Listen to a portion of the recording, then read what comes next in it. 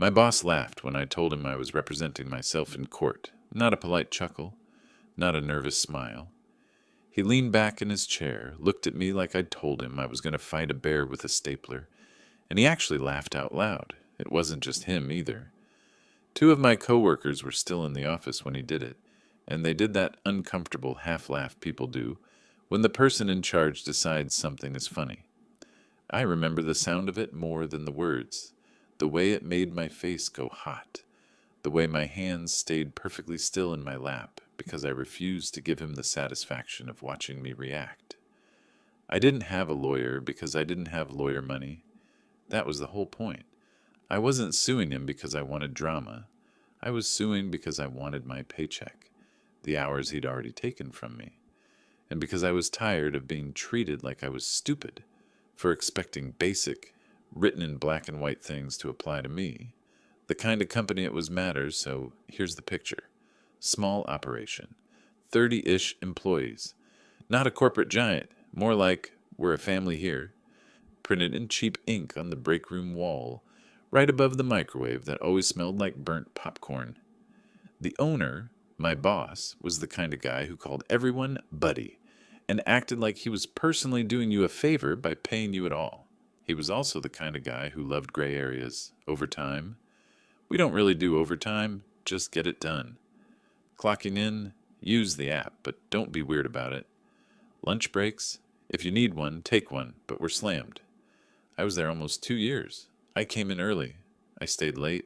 I covered shifts. I trained new hires. I did the stuff you do when you think being reliable will eventually matter. Then my dad had a health scare, and I started being very, very aware of money.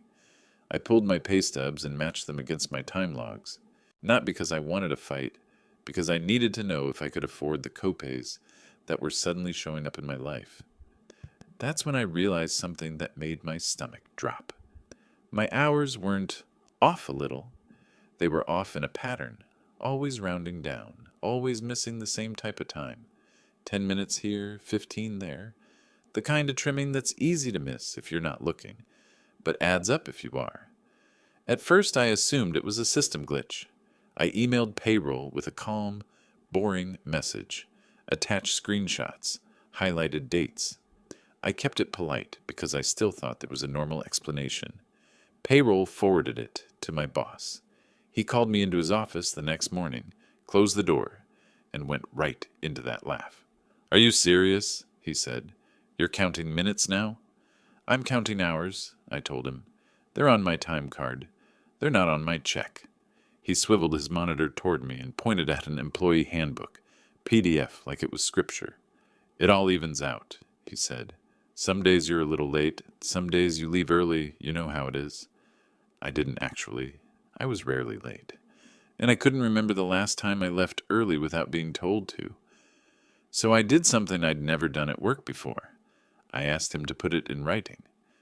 "Can you email that to me?" I said, "just so we're clear." That wiped the smile off his face for about half a second.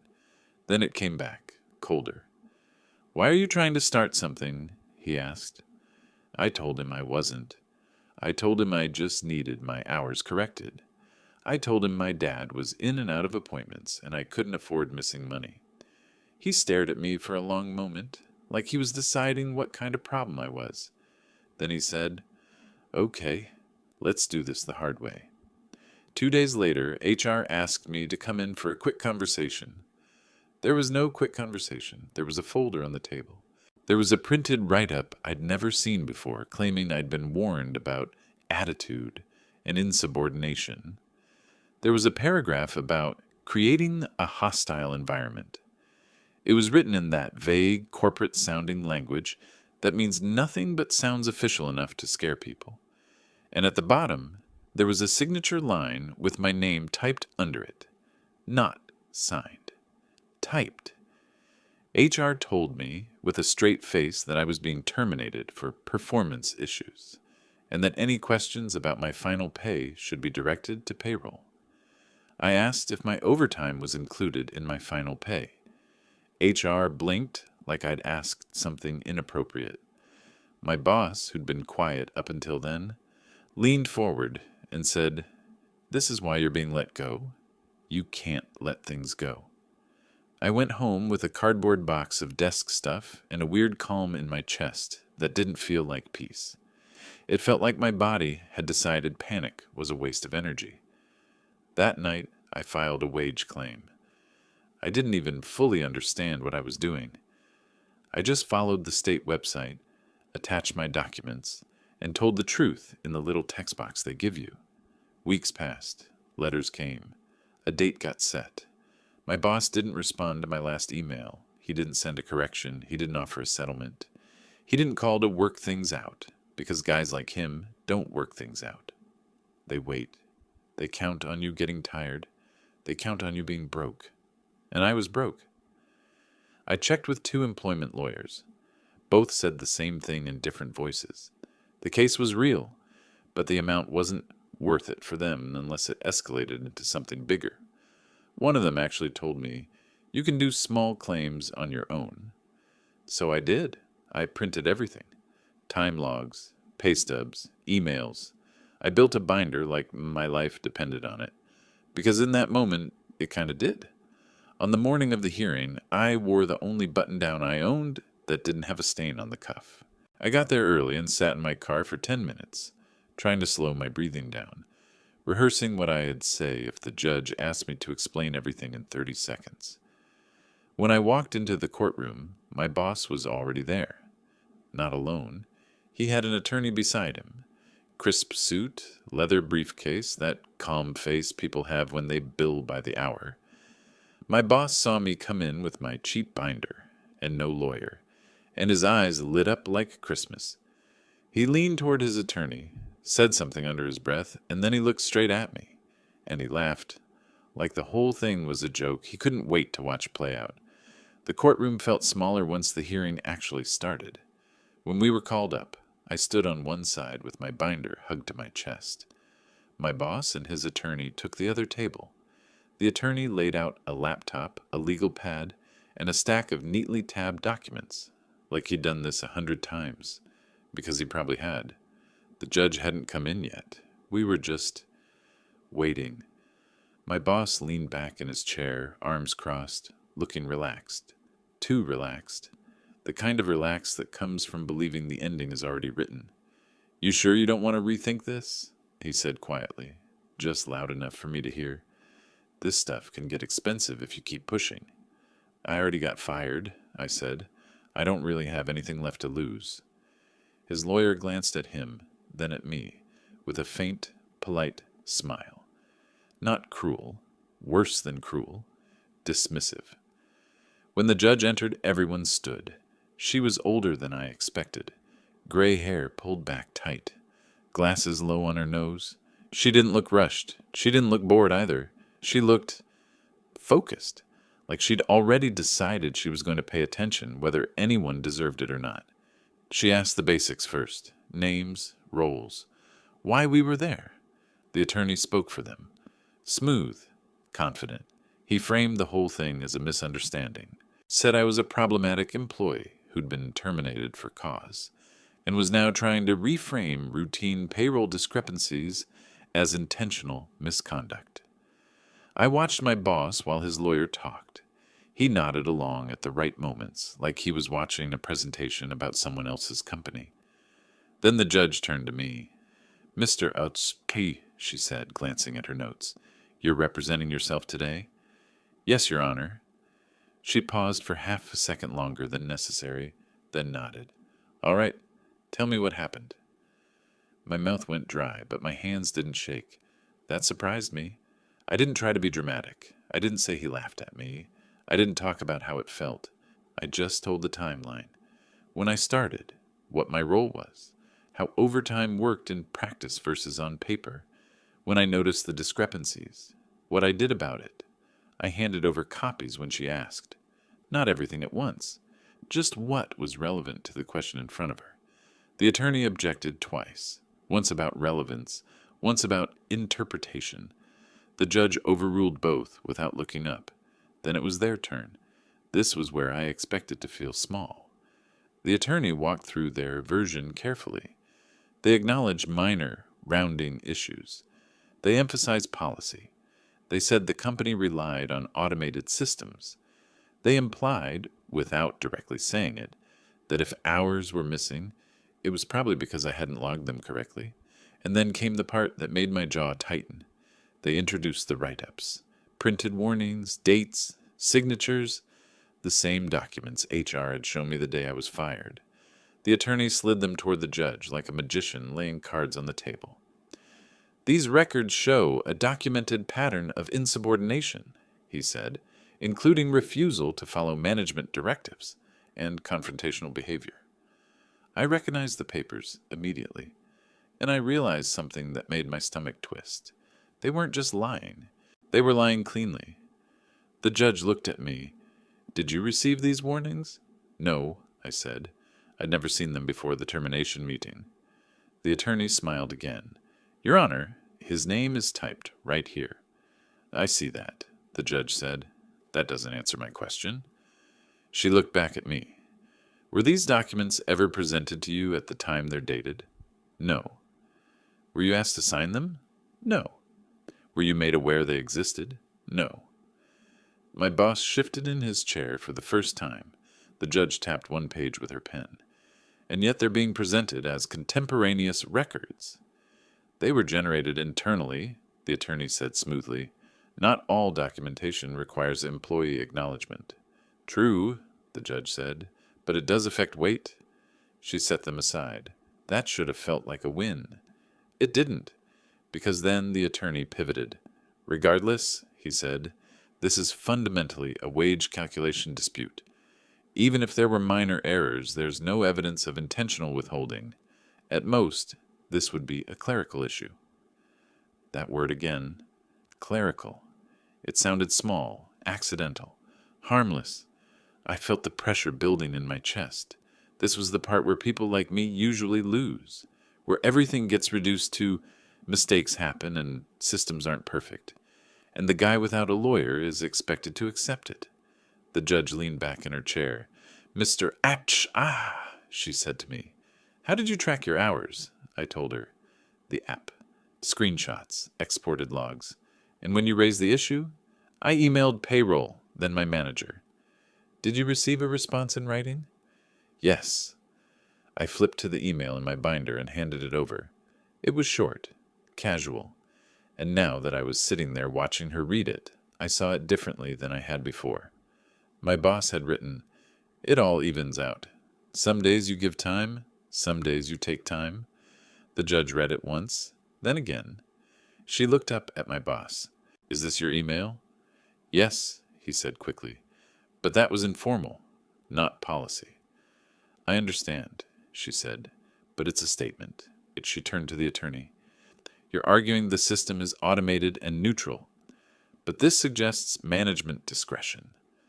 The attorney opened his mouth. She raised a hand. "Let me finish." The room went quiet in that way that makes your ears ring. "I'm trying to understand something," she said slowly. "If the system rounds automatically, and if discrepancies are clerical, why would a manager say, 'It evens out,' instead of correcting the record?" My boss swallowed. "That was just poor wording," the attorney said. The judge nodded. "Possibly." She turned back to me. "Did the discrepancies always favor the company?" I hadn't expected that question, but I'd checked. "Yes," I said. "Every time." She wrote something down, and then she said the sentence that changed the way my boss was sitting in his chair. "Do you have any records showing adjustments that favored the employee?" The attorney froze for just a fraction of a second. It was small, but it was real. And I didn't know it yet. But that hesitation was about to cost them everything. The air in the courtroom felt different after that. Not loud, not dramatic, just heavier. Like everyone had leaned forward at the same time without realizing it. The attorney recovered quickly. He always would have. That's what experience buys you. The ability to keep moving even when something slips. "Your Honor," he said, "it's unreasonable to expect a small business to track hypothetical scenarios. Payroll adjustments occur based on reported time. If the employee doesn't log it correctly—" "I logged it," I said before I could stop myself. The judge looked at me, not annoyed, not indulgent, just attentive. You did? She asked. Yes, I said. Every day. I have the exports. I slid another set of papers forward. This time my hand shook just a little. The judge compared my logs to the company's pay summaries. She didn't rush. She lined dates up, made notes in the margin, turned pages back. Minutes passed like that. My boss stopped leaning back. He leaned forward now, elbows on the table, jaw tight. He wasn't smiling anymore. He wasn't even pretending to. The judge finally spoke. These discrepancies are consistent, she said. Same type, same direction. She looked at the attorney. If this were clerical, I'd expect randomness. Some over, some under. The attorney nodded, slow. Not necessarily. Rounding rules. Favor whom? She asked. Another pause. I felt something in my chest shift. Not relief, not victory. Something sharper. Clarity. I suddenly understood that this wasn't about convincing her I was right. That part was already happening. This was about whether they could explain themselves without contradicting their own story, and they couldn't. The judge turned back to me. When you raised this issue, what happened next? I told her about the meeting, about asking for it in writing, about being fired days later. The attorney objected. Retaliation wasn't part of the claim, he said. I know, the judge replied. I'm establishing sequence. She looked at my boss. You terminated him 2 days after he raised a wage concern? Yes, he said, but not because of that. Then why? He opened his mouth. Nothing came out. The attorney jumped in. Performance issues, Your Honor, documented. She lifted the write-ups again, tapped the signature line. These weren't acknowledged. They don't need to be, the attorney said. They do if you're using them to explain timing, she replied. Otherwise, they're convenient. That word landed hard. Convenient. I felt my confidence crack in a strange way. Not weaken, harden, like something fragile had finally broken off and fallen away. I stopped worrying about sounding stupid. I stopped worrying about whether I belonged there. I started answering like I had nothing left to protect. The judge asked me why I didn't have a lawyer. I told her the truth, because I couldn't afford one, and because I thought if I kept everything documented, it would matter. She nodded once. It does, she said. Then she asked me a question I hadn't prepared for. Why didn't you let it go? The courtroom went still again. I could have given a dozen answers. Money, fairness, principle. But what came out was simpler. Because if I let it go, I said, it doesn't stop. It just moves to the next person. My boss scoffed before he could stop himself. The judge looked at him. Is that funny? She asked. No, he said quickly. No, Your Honor. She turned back to the attorney. Let's go back to the system. She asked how adjustments were made, who had access, whether managers could override entries. The attorney answered carefully. Yes, overrides were possible. Yes, supervisors could approve or deny corrections. Yes, changes were logged. Where are those logs? She asked. The attorney hesitated. They weren't requested in discovery. They're relevant now, she said. Do you have them? No, he admitted. Not today. My boss looked at him sharply. That's when I realized something else. He hadn't just expected to win. He hadn't expected to explain. The judge leaned back, fingers steepled. I'm seeing a pattern, she said. Unacknowledged warnings.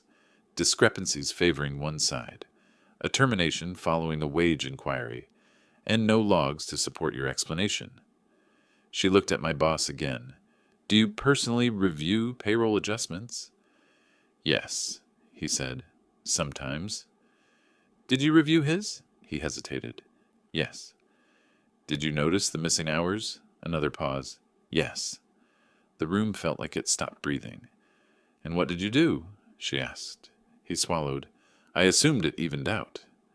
The judge nodded slowly. That night, long before the ruling, I would replay that moment over and over, because that was when I realized something important. They thought this was about paperwork. But it was never about paperwork. It was about a habit. And habits leave trails. Everything unraveled faster after that, not in a cinematic way, No shouting, no sudden verdict, just a steady collapse that felt almost mechanical, like watching a structure fail once the load shifts too far. The judge asked for a brief recess. 10 minutes. That was all. My boss stood up immediately and pulled his attorney aside. They spoke in low, urgent voices. I didn't strain to listen. I didn't need to. The body language said enough. The lawyer wasn't reassuring him anymore. He was explaining. Carefully. Precisely. The way you explain a problem that doesn't have a clean fix? I sat alone at my table and stared at the wood grain, tracing the same line over and over with my eyes. My hands were calm, now. Too calm, like the adrenaline had burned off and left nothing behind. When the judge came back, she didn't waste time.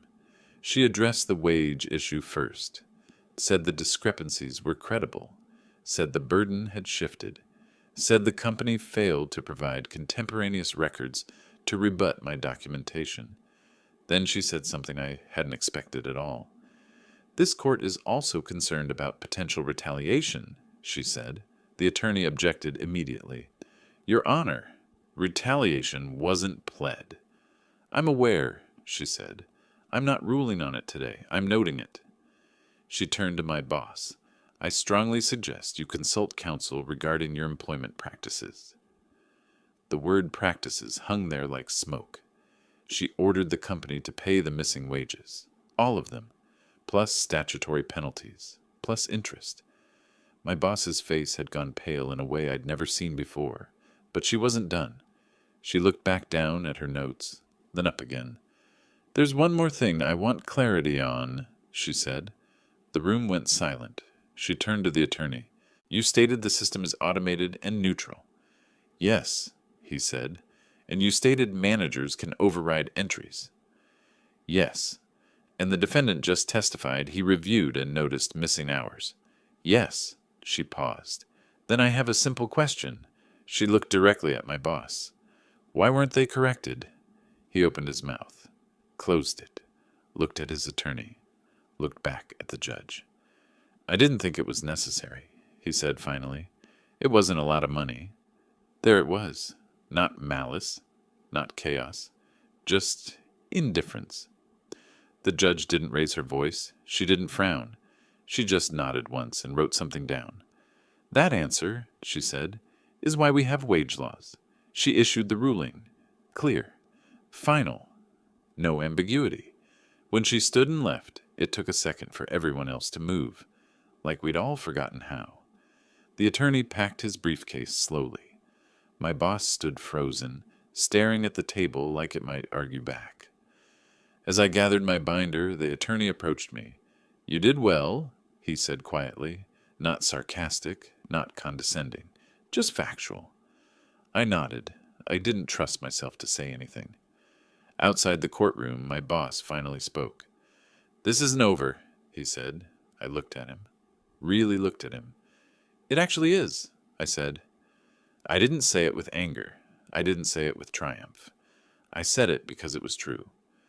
What he didn't understand yet was that the ruling wasn't the worst part. The paperwork moved fast after that. The payment triggered a review. The review triggered questions. Questions triggered requests. Requests triggered audits. I didn't cause any of that directly. I didn't file complaints beyond my claim. I didn't call agencies or reporters or former co-workers. I didn't have to. Because once a pattern is on record, it doesn't belong to you anymore. A month later, a former co-worker texted me, Hey, random question. Did you ever have issues with your hours? Then another. Then another. I answered honestly. Every time. I didn't encourage anyone. I didn't push. I just told the truth. My boss called me once, left a voicemail. His voice sounded different, tighter, less certain. We should talk, he said, clear some things up. I never called him back. 2 months later, I heard the company was restructuring. 3 months later, HR was gone. By the 4th, the office I used to work in was dark. And the strangest part wasn't the satisfaction. It was the quiet. The kind that comes after something stops fighting back. They thought I was gone. I wasn't. The money hit my account on a Tuesday morning. No ceremony. No apology attached. Just a deposit with a reference number and a line that read, "Wage adjustment." I stared at it longer than I expected to. Not because it was life-changing money, it wasn't, but because it was proof. Tangible. Final. I paid what I owed first. The medical bills. The credit card I'd leaned on when the checks came up short. For the first time in months, I wasn't doing mental math at the grocery store. A week later, I started a new job. Bigger company. Boring onboarding videos. Real HR. Actual policies that didn't live in someone's head. On my first day, my manager showed me how to submit hours and said, "If anything looks off, flag it. We fix it." He said it like it was normal. I almost laughed. I didn't tell anyone at work about the case. I didn't need to. It wasn't a badge. It was just something I'd been through. But news travels in small circles. An old coworker ran into me at a gas station. He looked thinner. Tired. "They shut the place down," he said. I nodded. I already knew. "They're saying it was rent, but..." He hesitated. "A lot of people are talking." I didn't ask what kind of talking. I didn't need details. Patterns don't disappear just because one person stops pointing at them. A few weeks later, I got a letter from the state. Short, formal, thanking me for my cooperation, informing me that no further action was required on my part. That was it. No follow-up, no victory lap, just closure. Sometimes I think about that moment in the courtroom, the pause before my boss answered the judge's question, the second where he realized there wasn't a clever way out, where he had to say the quiet part out loud.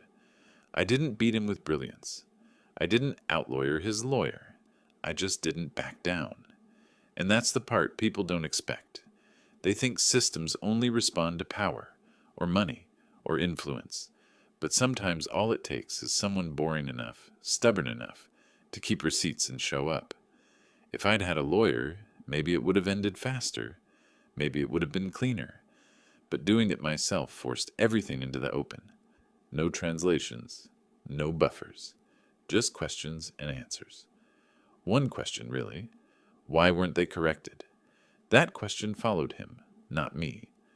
I still represent myself in small ways now. Not in court, in life. I read things before I sign them.